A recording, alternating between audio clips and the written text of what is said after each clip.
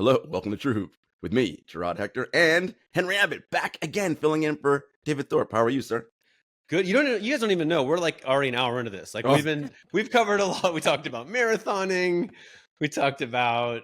And Jarod, by the way, is consistently training for marathons, but doesn't. Well, I'm usually in the half marathon plan, but this time I bumped up to the full. Because, look, my thing is, I always want to be in shape so that if I have the desire to be like, you know what, fuck it, I'm going to run this race. I'm good. I'm always ready. So yeah, I want to be the little devil on the shoulder, like, come on, just run one. Come on, what's the worst thing that's going to happen? Come on.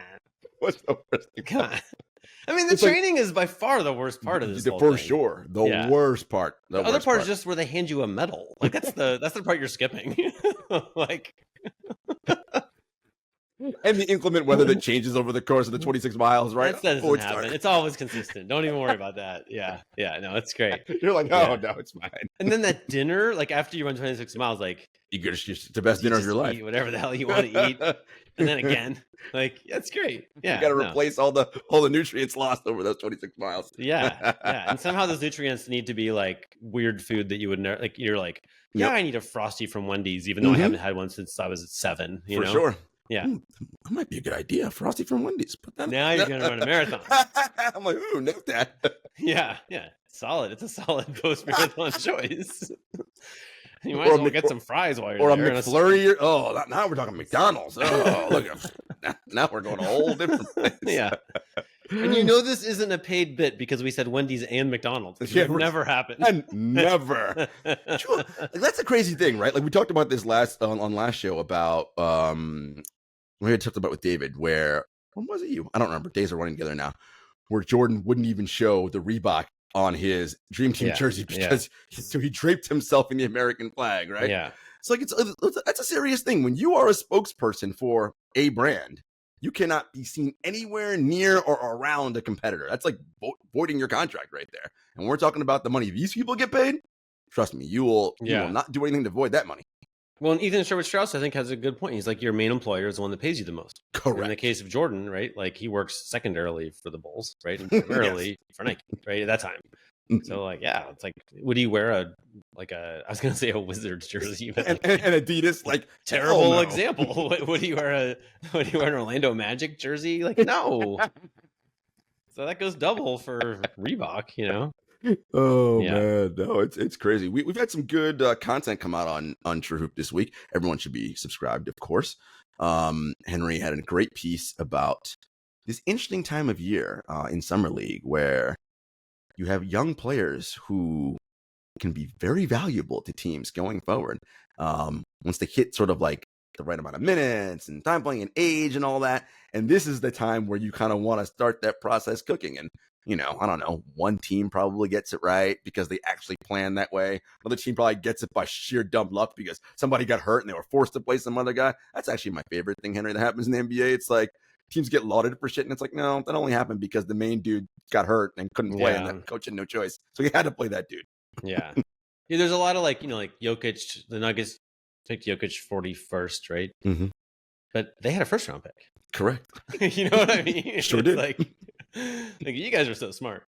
I mean, great, you did it. Everyone else didn't do it. Amazing. Mm-hmm. But still, like, we know that's a big luck factor because you didn't take the MVP in the first round. Because if you knew he would be that good, you would have taken him first, but you didn't. Yeah. So this is, I think, I don't want to talk like for 7 hours straight here, but like, I think that this summer league, this off season, these low level free agents who are vying for attention from the GMs in those stands, like, it's particularly important this year because I found on Sport Track, the league has negative $1.3 billion in cap space right now. Mm-hmm. I just want to pause on that for a second. Here's where we are. There are penalties for spending too much on your team. It's a soft cap, but it's like, until you can go over, but then there's luxury tax, there's repeater tax, first apron, and there's these second apron. and like I talked to a guy who handles this as a profession, manages this for teams. Like he says the biggest problem are these restrictions on trades. You can't aggregate salary, etc. It just gets very hard to improve your team once you're in the second apron. It's hard in the first apron. It's almost possible in the second. So the reason that right now, I think I'm right. But the player movement, maybe forgive me if it's a slightly different number, but 27 of 30 teams are in some form of over the cap. Correct. Right? Mm-hmm. So let me how we got here is the billionaires negotiated really hard to create these penalties to keep payrolls under control. And then 27 out of 30 of them broke the rules that they created, right? Like I see this like a kindergarten where the kindergartners made the rules and now 27 out of 30 are in timeout for breaking the rules. like what? What are we doing? Yeah. And which is maybe like the 70th thing like I've thought of in the last few days, which made me think about the brain research that's in Thinking Fast and Slow. Mm-hmm. Which is basically like they were thinking slow when they made the rules, right? They were, this is how our brains work. We know now I'm oversimplifying a little, but basically you're being like rational and slow and calculating and long-term planning, or you're being impulsive and emotional. Yep. And we're all in this tension all day and there's not a right and a wrong one. We're all going to be a blend of both of those. But like there was a day when they had highly paid lawyers and experts and cap experts and they made a strategy. And then there were lots of other days in between when this free agent was available and we want to keep that guy and this one's a dunk champion and blah, blah, all these impulsive things happened, all these Ishbia things, right? And now we got 27 out of 30 kids in timeout. Like we blatantly know that you guys want to spend more, right? Yeah. Like we blatantly know the cap isn't where the owners want it because they're constricting their teams in massive, painful ways to spend as much as they want to. So it's like, well, crap. So that's a bummer. But that means we're in this strange thing where this year, like once I'm oversimplifying a little, but once you're over the thing, like it's very hard to improve your team. And the only kind of player that all 27 teams is guaranteed to be able to sign are minimum contract players. Even that's a slippery term because the minimum depends on who you are, right? If you're played X years, you can make more. And actually, it makes like once you're around a long time, it's decent money, right? But you also have some amounts that you have to pay your team and certain roster spots you have to fill. And so minimum players are actually kind of free because like you're going to outlay that amount of money, whether you fill that spot or not. It's the cheapest way to fill the spot. So there's just kind of, so those players are the only players that every team needs right now. And because really, really good players who remind me here, Paul George, basically Klay Thompson, Derrick Jones Jr. There basically have been players this summer whose teams really wanted them, but the cap rules just wouldn't let them keep them. Correct. So like we know that the market is hot, right? Like it's overheated. And there's people who want to buy that house but can't afford that house, or the rules won't let them bid on that house, right? So we're in this kind of weird thing. And then Gary Trent Jr., 39% 3-point shooter, who's 25 years old, signs for the minimum. Right. He's in the prime of his life. That should be, He made $19 million last year. Yeah. And he said, the rumor on Hoops Hype is that he had other offers but took less to play with Dame. Okay, whatever, bro. Like maybe it's true. But the fact is the market's such that he took a minimum deal. Correct. Like he took it. So I think we're in this thing where, there's a bunch of GMs watching and Thomas and Mack watching those games. The Celtics just played Sam Hauser, making under $2 million a year. He guarded Luka. He shot almost 50% from three in the finals. They were plus 17, I think, when he was in the game. Correct. And they have a team option for next year to keep him cheap. Oh my gosh. Love it. That's what you need. I mean, they are working that guy over, right? He's worth way more. But the question is, can your team find a Sam Hauser or two Sam Hausers? This is the big question in the league right now. And the reality is that you could ask this question to David, but something like between players like 100 and 1,000 on the planet, like it's not a lot of difference. No, the vast majority of them fail in the NBA, don't get minutes, don't help you win, don't develop properly, whatever. But Sam Hauser did. Yeah. And there are a few other examples here and there. Like, so if your team can get those guys, this is the time right now. Pick the right, Ricky Council the fourth. Maybe it's him. Yeah. Maybe he will never matter to an NBA team at all. I don't know. Yeah. And that's the thing, right? It's this, so much of it is about luck and opportunity and the environment, all the various things that go into, is a player going to be someone that can help you win games? you mentioned the Celtics, right? What puts them in a bit of a unique situation is that their two highest paid players are two of their youngest players, right? So that puts them in an advantageous spot, right? Jason Tatum's what, 26, maybe? I gotta look this up. And Jaylen Brown's Jason Tatum's 26, Jaylen Brown's 27, okay. Porzingis is 28, Derrick White's 30. Go. Yeah. That is, right, as opposed to your favorite team you love to poke fun at, the Phoenix Suns. Well, their big market player is 35. Like, that's not great. All right, Booker's 27, but then Bradley Beal's 30. And you asked an interesting question. How many Celtics players would you rather have than Bradley Beal? I can count 4, right? Like, actually, I can count 5. Like, if you aggregate the 5th, right? So I for sure want Brown, Tatum, and I'd want White and Holiday, right? Because, first of all, White and Holiday make way less, right? So, number one, and contribute to winning more. And Jaylen Brown and Jason Tatum are younger, right? So, yes, would easily take them. And the aggregate person I mentioned is Sam Hauser and a bunch of other stuff, right? Because it's, instead of playing Bradley Beal 50, can I break that 50 million up into 3 people who can help, right? Who are of various ages and abilities who can help me win. That's probably better than $150 million Bradley Beal is my guess. Yeah, and I think, okay, so now I'm going to, like, and, you know, all through the playoffs, I was publishing these little stories. I think there were 3 of them about, like, expensive teams aren't winning, right? So, and after the first round, I was like, the Thunder won the regular season with the league's 19th biggest payroll. The Pacers beat the Bucks, while the Bucks had the 5th highest payroll and the Pacers were 24th. The Magic made the second round with almost the lowest payroll in the NBA, right? So that's like, that's a little wake-up call. It hasn't always been like this, right? Like, it used to be that those expensive teams won a lot. Okay, and then the top teams in spending are the Warriors, Clippers, and Suns. Here's my favorite fact of the day, everyone. Together, they paid $387 million just in luxury tax last year. Not even salary. That's just luxury tax. And that's roughly the gross domestic product of Micronesia. Okay, so that's the Warriors, Clippers, and Suns. In a lot of years, the teams at the top were the Warriors, and they did win, right? But this is not one of those years. Those 3 teams together, do you know how many playoff wins they had?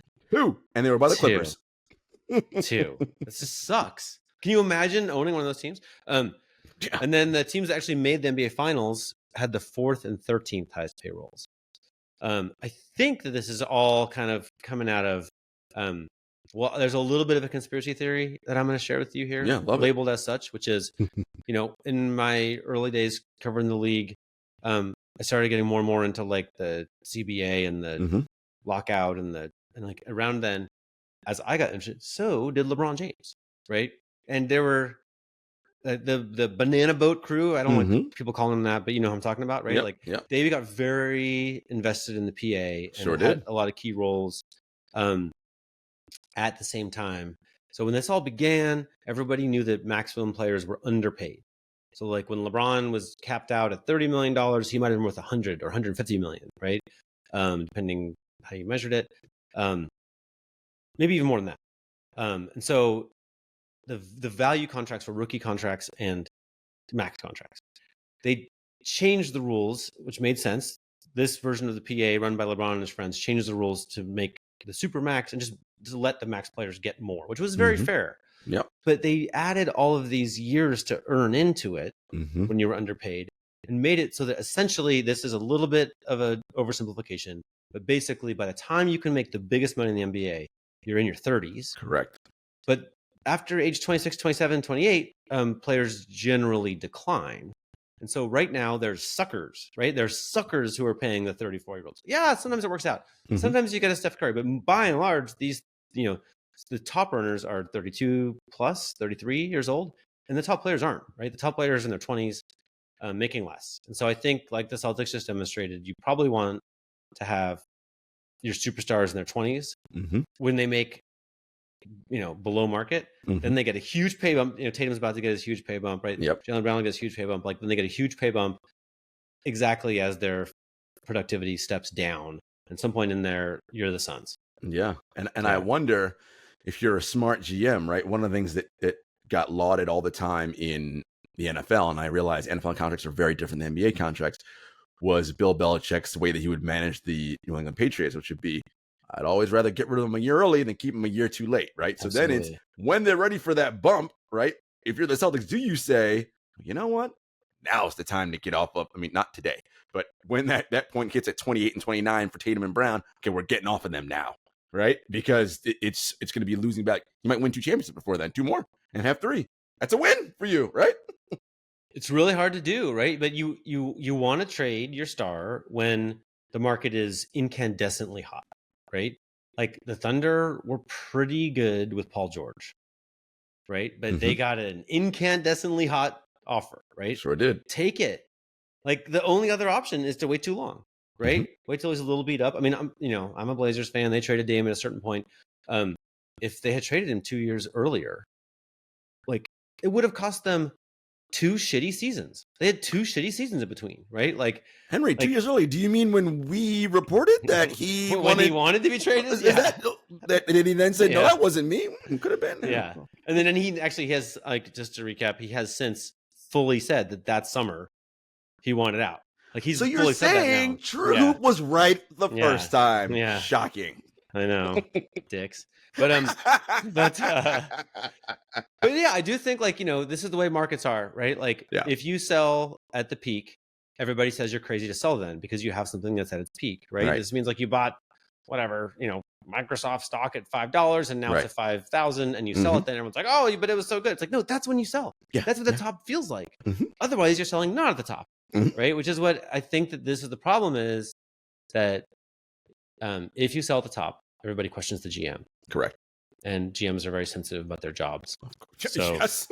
No, they're very well-paying jobs, right? And they want to keep those well-paying jobs. They'll get crucified in the media, which means their owners can be like, you're getting fired now. And they don't want that. So we hold on. Thorpe has a lot of good track record calls like this. One of them was when the injured, when Tatum and Brown first played well in the playoffs as very young players. Like 19, 20. They had Kyrie and Gordon Hayward, and Dave was like, "Just trade them both right now." And everyone was like, "I'm telling you," Twitter was like, "I'm sure this is the dumbest analyst in the history of the world." Yep. They never did anything with Hort. Like they just waited till those guys' value went down, and then they traded up. And we published last summer that it's time to trade Giannis. Yep. Right. I'm telling you, I feel pretty confident that this is the way the Bucks are constructed. Like it's going to be a sad. It's going to be like that plane that like the landing gear isn't perfect and it's coming into Newark and it's like, oh man, oh god, this could really hurt. It's already happening. We already see it. They don't have young players of any note, and they have huge salaries. Like, and Giannis has just started to have his value decline because of injury. He's been injury prone, right? Like it just began. Like, well, you just cost yourself an extra first round pick. And I think the hard part for the Bucks too is that for Giannis, he is not one of these high skill guys, right?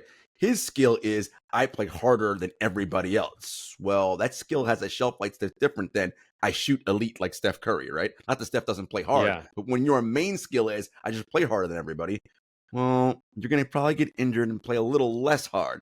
And that's your value. So then it's dropping a little. As Henry said, instead of 6 first round draft picks, now only getting 5. Next year, probably only getting 4. And, right? So, I mean, LeBron used to be like that, right? Like, and he became a shooter, which makes it, it's not a matter of opinion. Like, you can look in the advanced stats, like shooting and size age better than Russell Westbrook. Right? Like, Russell Westbrook's like the greatest athlete maybe in the history of the NBA, but like, it doesn't, like, age 32, 33, like, if you're counting on a yard that you can get from just jetting faster than everybody else, like, well, now you're a guy who's used to having a lot of space, and you don't have a lot of space anymore. Like, so now what skills do you have? Like, you want to be able to stand there and stroke. You really do. And maybe Giannis is doing that right now. He's such a hard worker. For all I know, he's coming back next year as a 35% 3-point shooter, which would change it for sure. But track record doesn't seem likely, and he's playing Olympic basketball this summer, so I don't really know when he's working on any of that. So there's that. Yeah. Henry, this is such an interesting time for the league because the new TV deal was announced a week or so ago. So 11 years, $76 billion, I want to say. Woohoo! Adam Silver did his job, right? Like 25-26 is when that new deal kicks in, and as we said off air. Well, NBA is not going out of business for at least the next 11 years, right? Because it's good. That's good news. Where the money is. Great for us, great for everybody involved. But even with, which means, by the way, the salary cap's projected to bump about 10%, give or take a year, which is fucking insane. We have super max guys. So your Shai Gilgeous-Alexanders, your Luka Doncic's, when they're ready, $80-100 million a year players. But to your point, that'll be the time. No, we got to get off Luka and Shai now, right? Because they're going to be already by then 28, right? 29. Like, that's the time. Yeah, I'm guessing there'll be another CBA that changes a lot of this, right? But yeah, it feels a little. I mean, how much they make doesn't matter, right? It's all the players together make 51% of the basketball rated income. So like, it doesn't really. There's not any. It's just a question of like who it goes to, and how much goes to your teammates or whatever. And I guess right now we're in this rich, like we're in like. I think Brazil is one of the economies where like the rich are super rich and the poor are super poor, right? Like it's a little bit like that in the NBA right now, right? Because like if when Bradley Beal makes as much as he does, like it's a guarantee. I don't know, I'm picking on Bradley Beal, but like it's a guarantee he's going to play with. Can I name a minimum teammate of his? Like, but, he's going to have a rotating cast, like Mason Plumlee, right? Like, yeah. And like that's just how it is, right? And it's like I think everybody would prefer. That I mean, like the perfect example is John Wall, who as a Rocket made so much money they didn't want him at all. Yes, correct. Right? Like they paid him, they didn't mind that. They just didn't want him on the court. Like you telling me he's happier? Like you told me he wouldn't be happier with $10 million less and better teammates? Yeah. Like I think that this is the CBA probably should be, in its crazy artificial economy. It seems like it's a little out of whack right now because in fact the owners didn't plan long term. They spent oodles of money and now everyone has to hire like minimum players because it's still the splashy thing, right, Henry? You always say owners are very sensitive to what the press conference and headlines are, right? And they want to win that thing, and the thing that wins you that is if the NBA is a television show, the known actor wins you, right? Like James Gandolfini, rest in peace, wins you the thing because I know Tony Soprano, not there's this guy on this show called Always Sunny in Philadelphia. You may want to. No, don't know that. Like I know James. That's the guy. I remember honestly when Derrick White was a second-year player and not even playing that much in San Antonio. I was doing what I always like to do, which is to use David Thorpe's considerable basketball knowledge to just kind of shadow GM the Portland Trailblazers. Just like asking what they should do to get better. How can I get Derrick White on my team? No, nobody was thinking about Derrick White. Like nobody, I'm telling you, like go look at that year. Like nobody, and David was like, this is like, he would be the best defender on the Blazers right now. He's available. Like they should go get it. Right. And he didn't even play much the next year. And then, things progress. The Celtics, this is the move, right? Talk about winning a press conference. Like they didn't win the press conference. So it's got Derrick White. Everyone's like, it's another guy. I got a bunch of, everyone would rather have Marcus Smart or whatever. Right. Like, no, greatest fucking move ever. It took a while to come together, but like that was the move to emulate, right? But you don't, when was just buying a stock that no one knows about. I mean, it's weird no one knows about it. He was on national TV, but like it was a little bit, it wasn't like signing KD because he's not flashy. It's not like he's not a flashy known thing. I know what this thing can do. I don't know what this thing can do. He's a winning thing. But that's the part, and I think that's the tough part. Is for fans to really see, like, and we talk about it on our show all the time, as how can I help my team win possessions? And I know scoring is a big thing, and it is the biggest thing, right? Because if you can't score points, you ain't winning. Fact. But most teams already have two people really good at that, sometimes three. Yeah. All right. What about all the other shit ways we can win possessions? So if those guys are so focused on that thing, that means they're not doing all the other things. Well, who can do those things? All right. Like, Derrick White. And I think there's like, I think that the way team construction ideally works now is like, there's just a whole different setup for getting your superstars than everybody else. Like, you're not going to have three superstars. Yeah, not a good model. Unless you have like a crazy owner, right? So you're going to have two.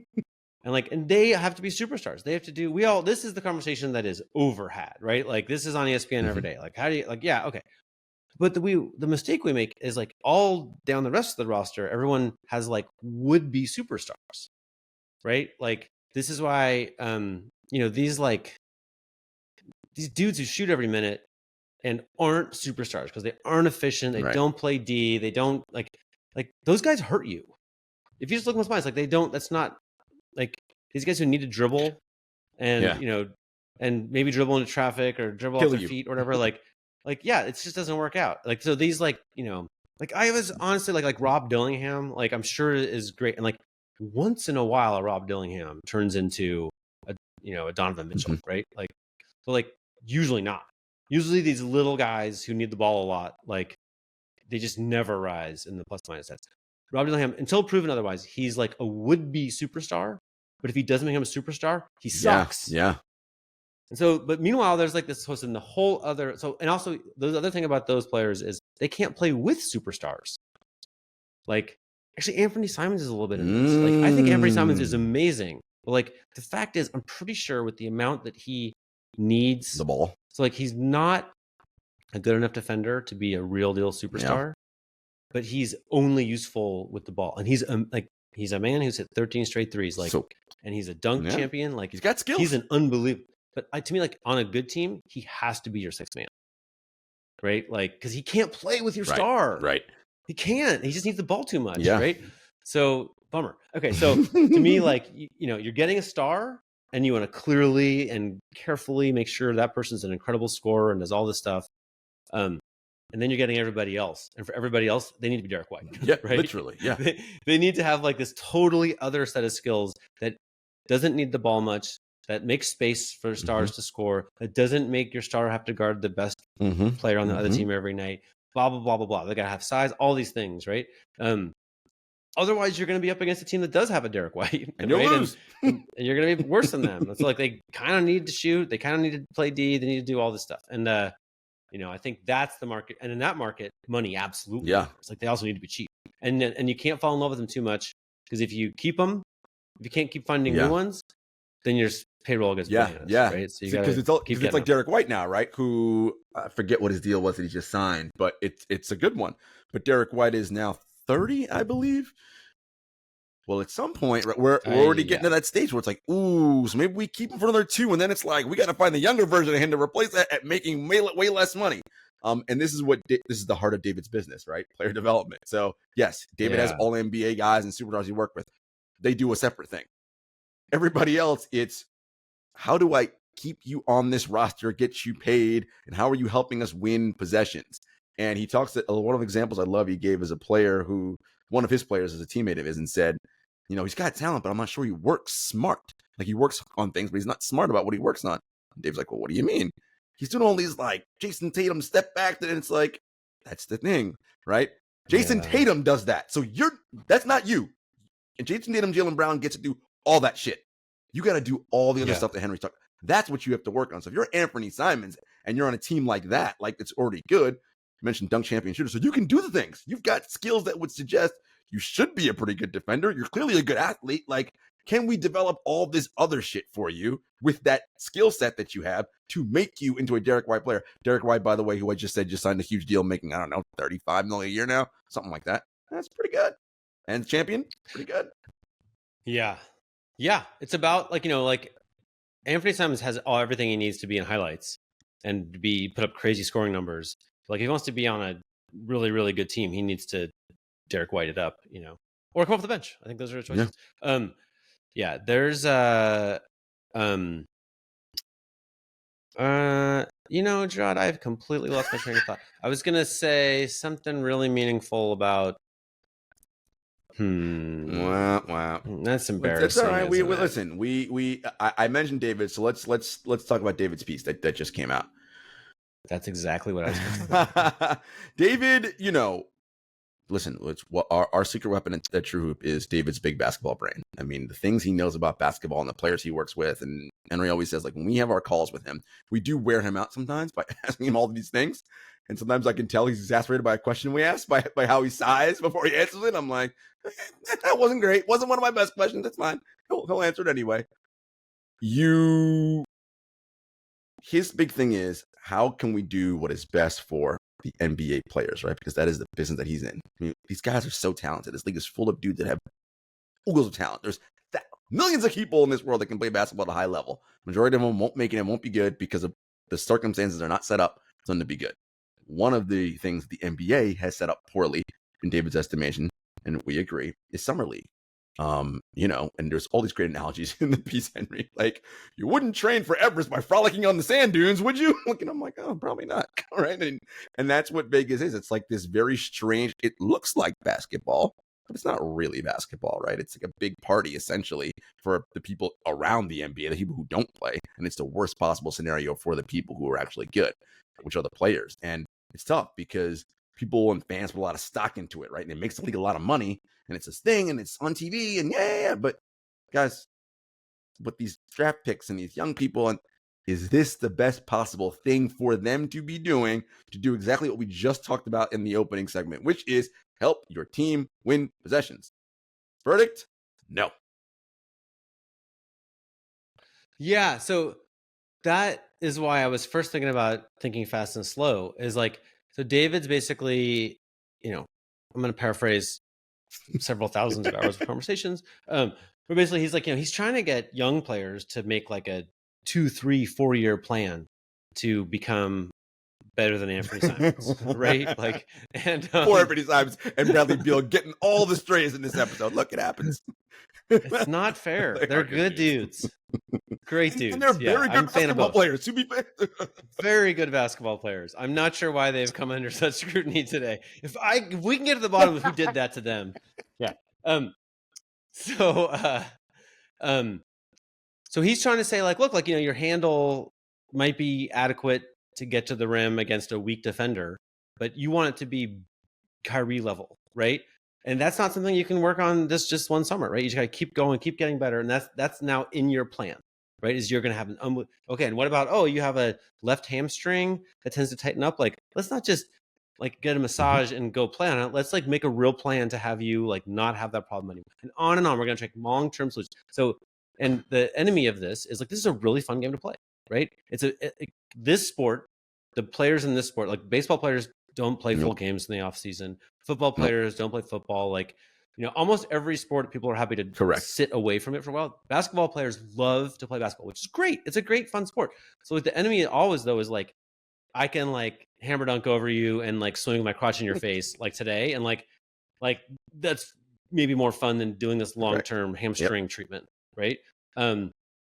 So Summer League is the league's key bridge from amateur basketball to professional basketball, which to David is like the moment to really put this chip in their brain of like, you're about to face, like he was talking about Matas Buzelis, right? Like, is that how I say his name? Did I say it right? But he might not even play this year, right? And like, and to have him feel like, oh, I just cooked everybody and I'm hammer dunking over people, like to have that be what happens instead of like what David would like is everybody's doing like 4 hours of handle drills or whatever. Like, but that doesn't play some on ESPN at night, I don't think.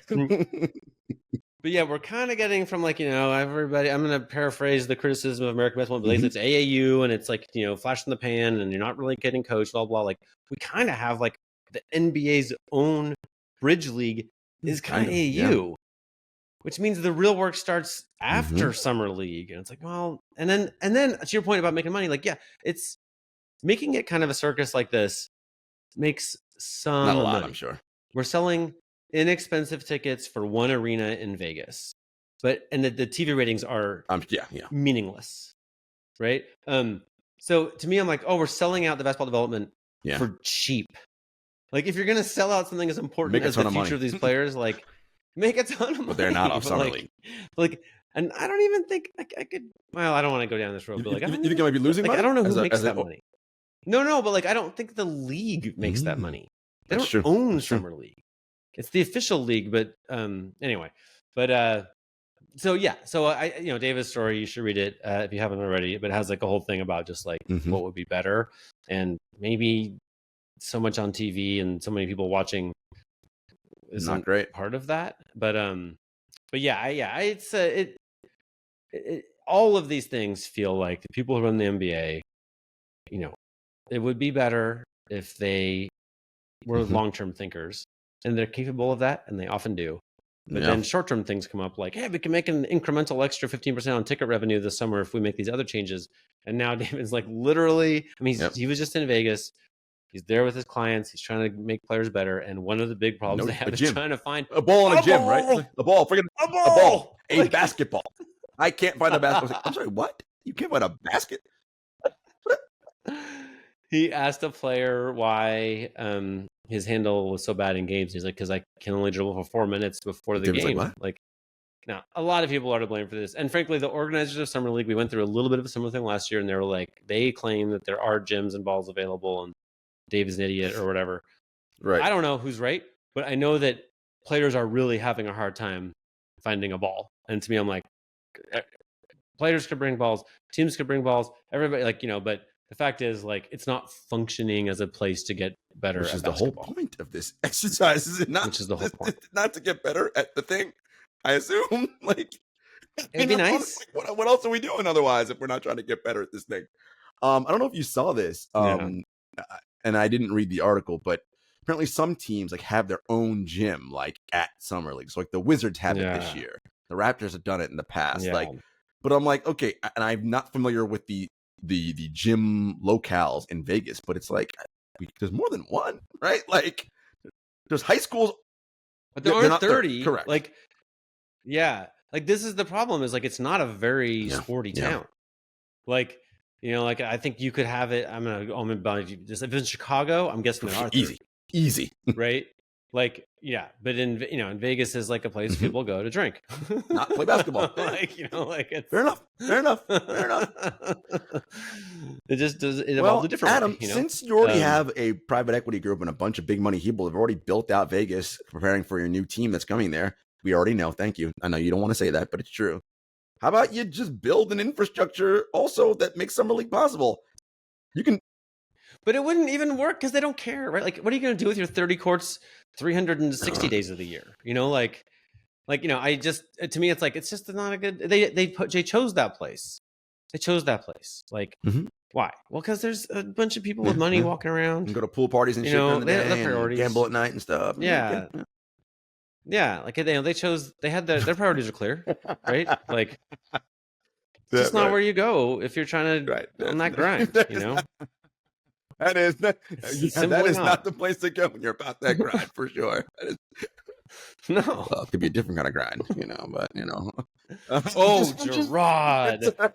What are you? I have what family show? Anyway, so look, we talked about the league and David Summer League piece and the new money coming in. Henry, this is all teeing up and setting off for what Adam Silver coyly alluded to. Well, now that the media rights deal is secured, we can now turn our attention to possible expansion. And you and I joke, you don't have to say that. Adam, there have been pieces already written about the various money groups that have already built NBA-ready arenas in Las Vegas and in Seattle, where the next two franchises will be. Can we stop playing this silly game about maybe we'll expand? We're not sure. No, you are sure. We're doing the thing. Just fucking say it. I mean, look, things change, but I wrote a story. I don't know how long ago now, 2-3 years ago now, about like, here's how it went down. A very, very well-placed NBA person told me that it was all set. It's going to be Vegas and Seattle, for various reasons. And they already know who the ownership groups are going to be, and they already know like all this stuff, right? And to be totally honest, at the same time, this is where it gets really weird. Same person, same conversation, told me that the Spurs would get Wembanyama. Oh, Henry, we're getting into dangerous territory now. That's where I'm like, and I didn't even make a phone call. I'm like, that's too crazy. I'm not even going to look into that. And then when but like when it did happen, I was like, Wemby is in San Antonio. Well, the funny thing about, the funny thing about that though, Henry, is that it was them, it was the Rockets. Who was the other shitty team that had the chance of getting him? Was it the Rockets? I feel like the Blazers were in the mix. But I remember how like, look, if you guys watch enough, if you pay attention to the real world, you see this happening, but sometimes it's hard to see. So if you watch television shows, many of them break out how narratives get started in media and get parroted out and picked up, and it just becomes accepted lexicon, right? And I remember this so clearly, Henry. I don't remember who said it first. Shit, I think we even parroted it here. San Antonio is probably the best place for him anyway. It just everybody just agreed that's what it was. And then, sure enough, yeah.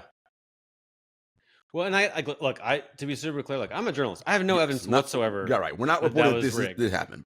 But I have nothing. But that guy said that. He said it to me, and I was like, and I was right here at this table, and I was like, oh, that sounds crazy. And then like, anyway, so but on the other one, I did make phone calls, right? And I ended up like quoting on the record, like the CEO of the company that runs the big NBA ready stadium that's being built in Vegas and the big NBA ready stadium that's already built in Seattle, right? And the guy who runs that is like one of the most plugged in executives in the history of the NBA, who's very close to Adam Silver and all of the people you'd want to be close to. And like that guy took billions of investor money and bet it on, he left his other very lucrative job to go do this job and betting all this money on this thing, which frankly, they say very clearly that it's not with the expectation of getting the NBA, which is what you'd have to say, lest someone come along and sue you saying it's been set up, right? So it's a big bet, right? It's an awfully big bet to make for having no assurances. And if I were an investor in that, I would be like, well, hey, person who knows Adam Silver really well for decades and is in pictures hugging him, like, what can you tell me about the likelihood of these being the arenas that end up with NBA teams, right? And I can't imagine in that investor meeting, he's like, I didn't talk to Adam. Like, he might have said that. Right. Unlikely. Yeah.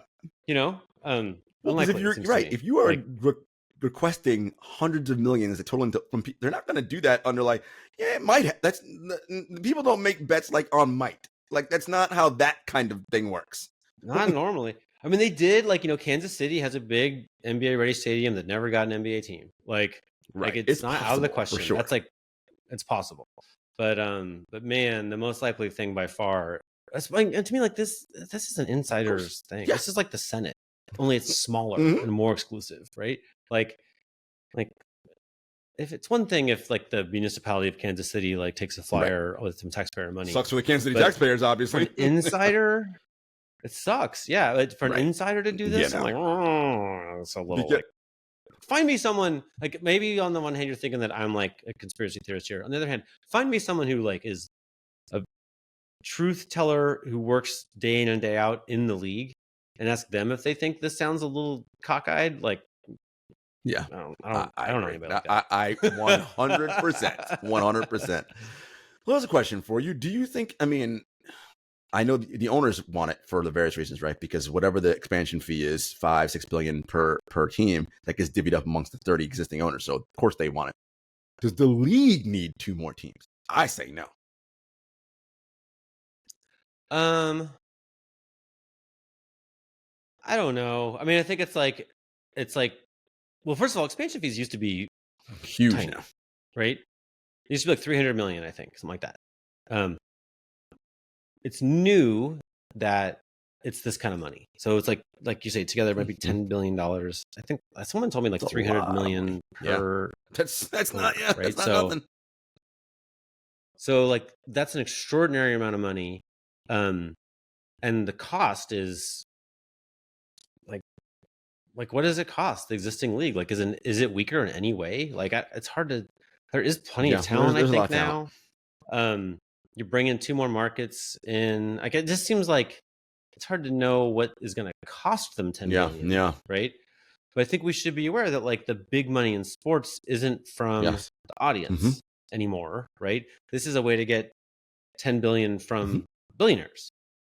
And then this is the same thing where like, I know I kind of follow. I don't want to say I follow the NWSL. Like I know. You pay attention. I've watched 5 games this year. I paid a little bit of attention, and I know that like the TV ratings have not been mind blowing. And there's like, you can see quarter full stadiums in some markets and stuff. And yet they just sold a team. It was like, so to me the key economic factor here isn't the business of sports. It's the sheer number of billionaires who get off on this shit. For lack of a better term, yes. Like, it's like you can pay $10,000 to sit in the front row, or you can pay $10 billion to have like the king's seat. And I'm like, yeah, that one. Give me that one, right? So like That's what they're doing. They're just going to get $10 billion of those dollars to bring in some probably the shadiest owners in the history of the NBA, which is saying something. Because we have some characters currently in this league right now. Yeah. Yeah. So yeah, I don't know.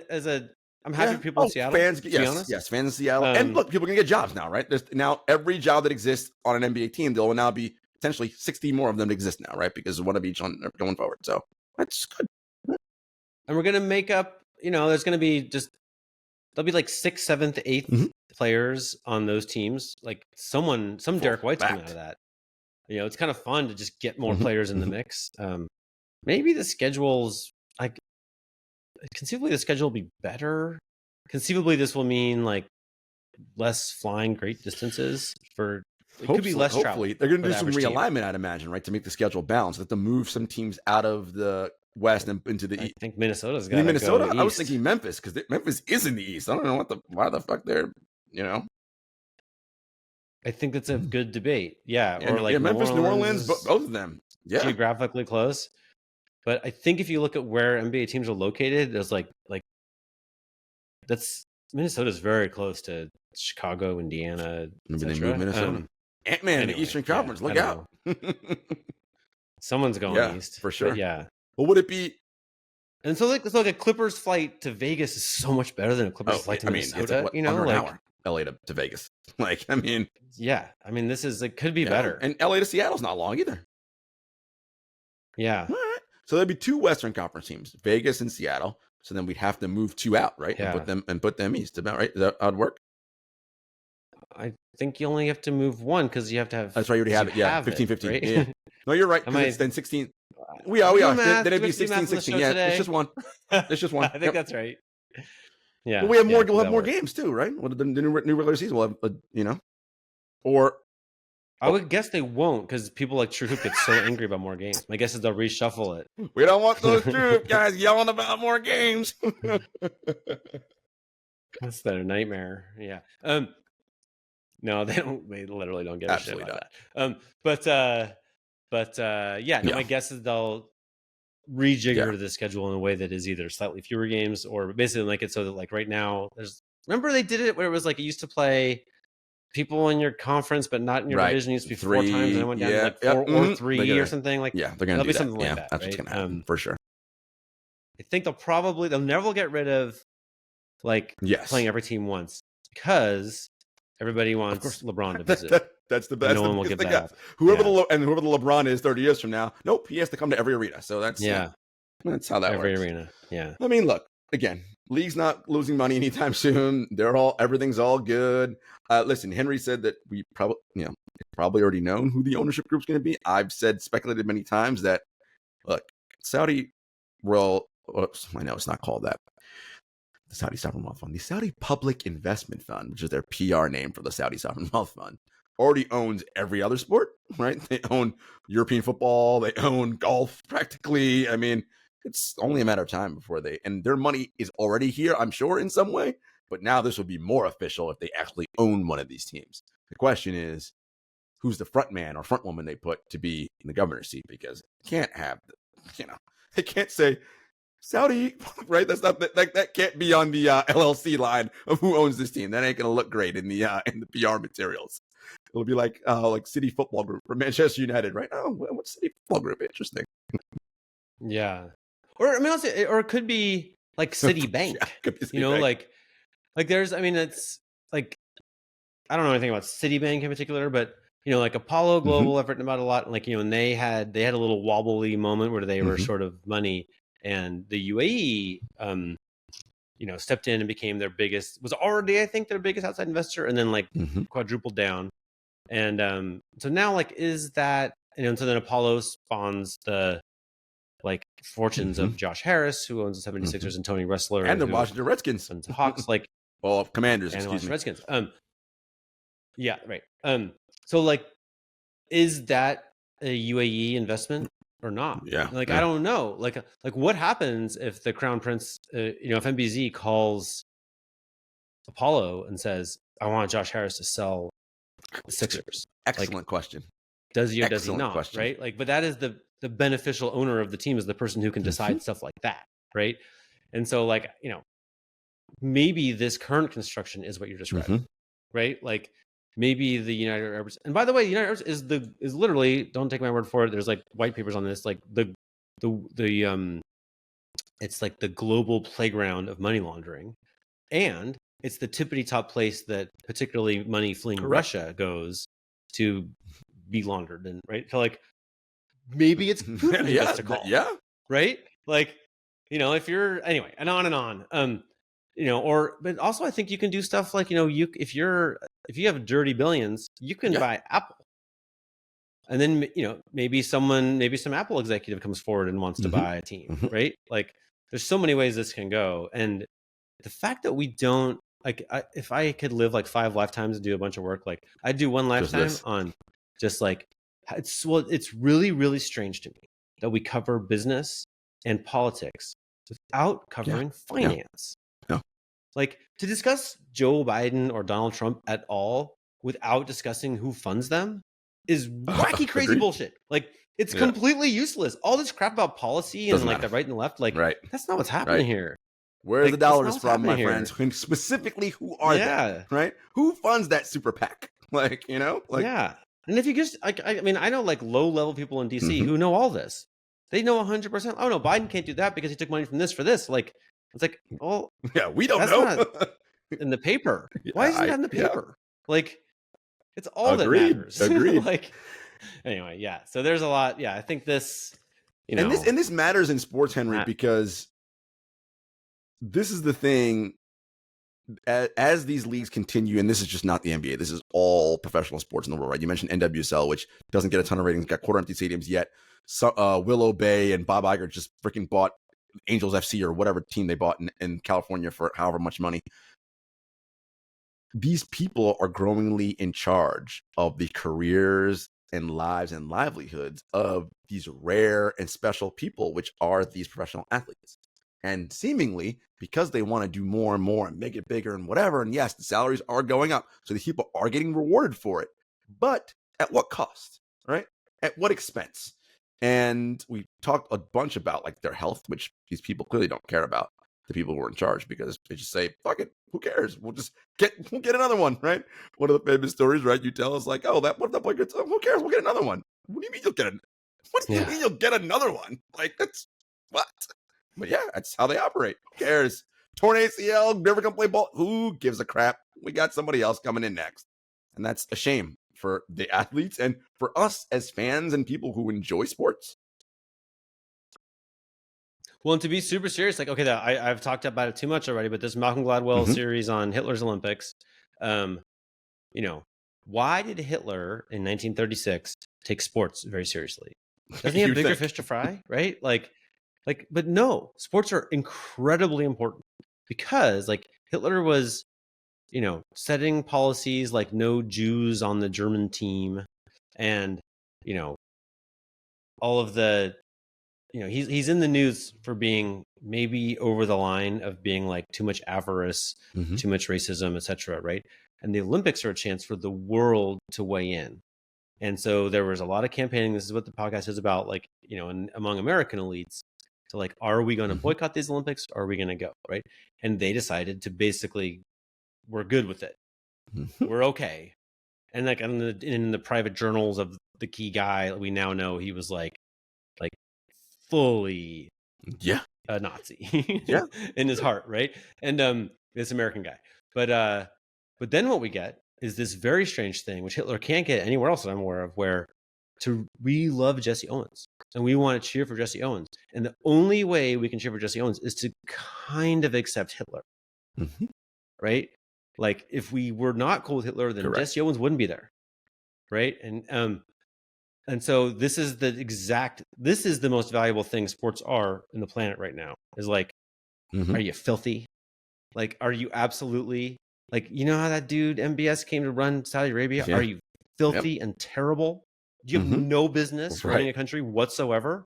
Like, here's some sports. What can you do? It's like, well, you can sponsor the fuck out of Formula One. Like, and on. And then it kind of looks like maybe you're part of the okay crowd. Because who doesn't love the guy sitting front row watching the sports, having a great time? Yeah, he's just one of us. Just the guy who likes games, ball games. Yeah. Yeah. And I said this, I think like we think sports is valuable because of selling tickets and Nope. people watching on TV. Like I think that all those things lose money, right? Like, no, what they're valuable for is somebody's filthy. And they make him look super a rich. bit less filthy. Oh, that guy's looking. Yeah. Hey, that guy. Putin was way into the Olympics yeah. too, you know? Like, yeah, not a coincidence. Yeah. Oh, listen, folks, we don't listen. We take no joy in telling you these things, right? It's just it's just the facts of the situation and where we are in the world and the society, right? Sport washing is real. Like, we didn't come up with the term. The thing's been around for a long time, all right? It's part propaganda and all the different things, right? It's used in that way because of collectively our passions and loves for it, right? And when you're there and when you're watching and you're cheering and whatever, oh, that's my buddy. And it's like, okay, but he's not really your buddy, right? MBS not a good dude at all. At all. Well, and like I think, you know, it's an open question, like what our entertainment businesses do. Like, remember Hillary Swank got in trouble for like going to perform at like somewhere for an oligarch or something, some very bad person. Like, we can have an industry like that, you know, like that's a one way it could work, where it's kind of like it feels a little bit like, you know, dance monkey kind of thing, like is what celebrities do, right? It's just like serve at the pleasure of the billionaires, and it's like Princess Leia on Jabba the Hutt's leash, you know, like that can be a thing we do with stars, but it only works if we fall for it, right? Like it only works if we do think Hitler's more reputable because Jesse Owens runs there. It's like, this is where I think it comes squarely to the media, right? This is why I'm mad that this money thing isn't covered in politics and sports. And this is why I'm mad that our colleagues in sports media just don't talk about this. So I'm like, it wouldn't work if they did talk about it. If everybody talked about it, then there would be no value in like the UAE funneling its money to Apollo, when Apollo funneling money to Josh Harris, Josh Harris funneling 76ers, right? They just wouldn't be valuable because everyone would be like, that just seems dirty. You know, anyway, so I think that like we can have whatever sports we want. We can have it be about people running fast and jumping high and working hard. And they do that part, but that could be the core of it.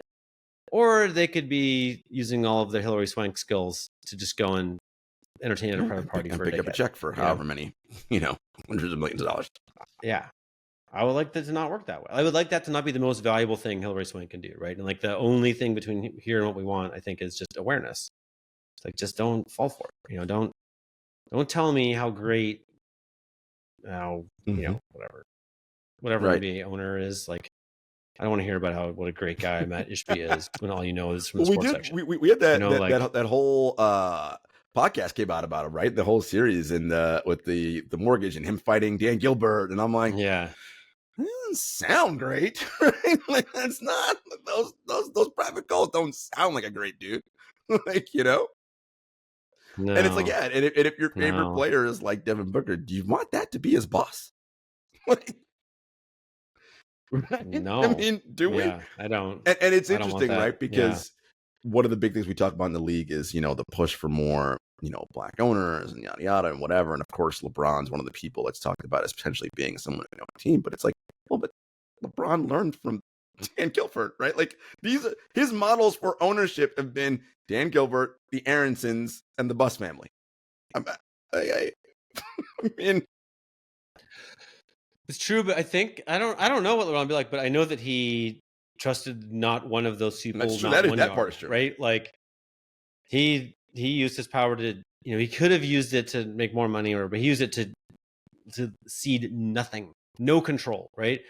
He controlled practically everything about those teams. So like, you know, they'll probably be running a lot like the Cavs and the Heat and the Lakers, because he's been running teams for a long time. Exactly. You know, like.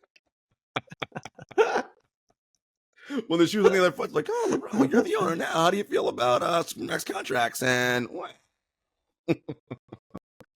Watch him be like Donald Sterling and just have these like just terribly low contracts and just like lose and get the revenue sharing. Man, like, look, if your goal is to be profitable, right? That is on an NBA team, that's the easiest way to be profitable, right? Is be shitty, have shitty facilities, all that, and low contracts, and just take the revenue sharing. The other way you can do it is by being really good and winning a ton, but that's fucking hard, right? Like, Or actually, to be honest, like I think that the Knicks are right. not particularly good, but like so the big, market's so And incredible. to be fair to them, they are Yeah. being run much better in the last Much better now. half a decade. Since Leon Rose has gotten there, but overall. But they made a ton of money Yes. just because of the New York City cable market does pay all the Literally. bills of an NBA team, whereas like Philadelphia cable market does not. So I think that's like a giant difference. But actually, honestly, one thing we should really did you see this James Dolan letter? He's mad, right? Like he doesn't want expansion. And what else did he say? He's just mad about the revenue sharing from the New Deal, which basically, to him is like he didn't call it communism, but it was close. Like, but they're going to be they're a paying team, they're a high revenue team, so they will get a much smaller share. At the time that his team is getting good, and probably if it were more meritocratic, they would get a bigger. If it were based on TV ratings, for sure, his team would do very well, right? But yeah, that struck me. You don't. A publicized, I don't know how to get a public, I don't know, but like a public letter that sounded litigious to the league from an owner, like that's not common. Dolan already. He's been. I think he resigned from all his like work committees inside the NBA, and like he's clearly like drawing a line in the sand of like I don't know what it means, what he's gonna do or anything, but he's.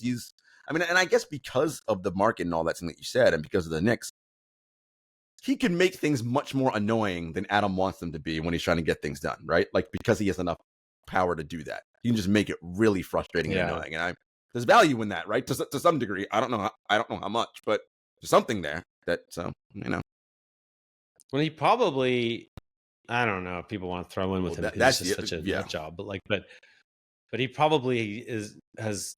There are probably similar sentiments at the Buss family and a few other Reinsdorf, whatever, right? Like the big markets are probably like, do we really have to pay Sam Presti to beat us? Like, is that really what we have to do?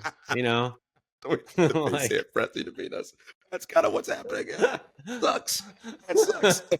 The fucking prairie. Oklahoma City, what are we doing? Well, yeah. Well, it works. The Magic are getting good. Like, oh shit, revenue sharing sucks. Oh, the games that go on in this league behind the scenes. Holy shit, man. Like it actually, when you just said that, when you were like, oh, Sam Presti, whatever, it made me think of a line from Game of Thrones that Jordan Mormont says in like, I forget which season, but I think season 1, he's like, the common people don't care what games the High Lords play, right? And it's like, and that's the thing, right? The average man's like, I don't give a shit about any of this fucking crap. Like, I watch good basketball and just like, but meanwhile, the shit that they're doing might fuck up your chances of watching good basketball. Well, meanwhile, Game of Thrones is a hit show. The common people do care a little, right? Like you gotta tell it right, like, but if they had secret microphones in those Board of Governors meetings, I think the common people would care, But could you imagine? What if, because look, the Draymond punching Jordan Poole tape leaked. What if someone leaked a particularly spicy BOG meeting? I'm shocked it hasn't happened. Well, might make me wonder why hasn't all these happened? People are just. I'm shocked. Like whatever method we know about this Dolan letter from, like it'd be so much more effective to just have like a minute of audio of someone telling him to sit his ass down or whatever. When Cuban was new, he like lectured everybody about how smart he was, and then the Pistons owner at the time, I forget his name, super old guy, basically was like, sit down, dumbass, was basically, and like I don't know. To me, like if you leaked that, Cuban would have been done. Well, the story that I love. I mean, this is a coach, not an owner, but when Stern basically took a shit on Scott Skiles in that one meeting, I'm like, oh man, I mean, I suspect Stern had 1,000 amazing dressing downs that any one of which would have forever changed his public reputation. You're right. Listen, that could be lucrative, man. You all of a sudden you're like a random Twitter account that leaked BOG meetings, and it's like, what the fuck? This is so good. Well, do you remember the Jeannie Buss email that leaked where she's making fun of Steve Ballmer's balls? I like that kind of stuff. I love that shit. I did. I thought that was great. I think I found a new business venture, Henry. I don't want to tell jaded billionaires who want to hurt the feelings of other jaded billionaires, like what to do. But I'm like, here's an idea, like let's record stuff. Fucking Lacob and whoever just arguing about light years. Yeah. It's sure it's sorted as hell in there. Hey Joe, how's light years working out now, buddy? They're total children. Yeah, I think it'd be great. Or maybe they'll blow our minds with how perfectly considered everything is. Like maybe we know that ain't true. I'm gonna stay open-minded for now until proven wrong otherwise. All right, folks. Enjoy the weekend. Enjoy Team USA. They continue their showcase before the Olympics start, which soon, next week, I believe, the Paris Olympics begin. Yeah, 26. Yeah, next week. So that'll be there. And we, program reminder again, will be off next week. So no new podcast next week. Everybody enjoy the summer. Go outside, touch some grass. Henry and I, we started the show talking about being outside. Like, just go outside, like if you can. Enjoy nature, air. Don't worry. We'll be back in a week talking about more crazy shit going on in the NBA and all this other stuff. But have a good time. Jarod, have a great week off. I hope you overeat.